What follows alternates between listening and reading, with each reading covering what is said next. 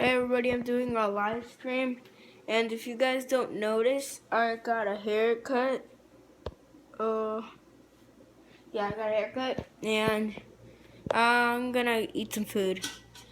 But before I do, there's something I want to do. So last night, right? I was on this couch, and then I start watching TV, right? And I hear this sound. And then I look outside, but there's nothing. And then I hear it over again. And then I notice it was from outside. There was this person hitting my wall. I'm like, what? I almost called the cops. I was so scared. I almost called the cops, guys.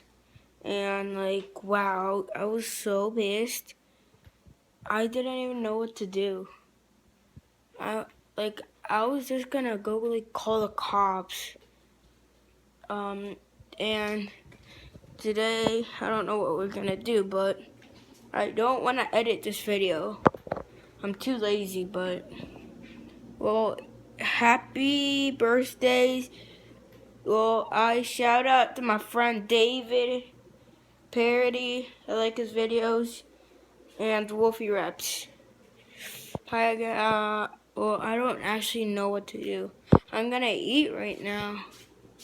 I need some fried chicken. But actually, before we do this, I don't actually know what to do, so if you guys can see,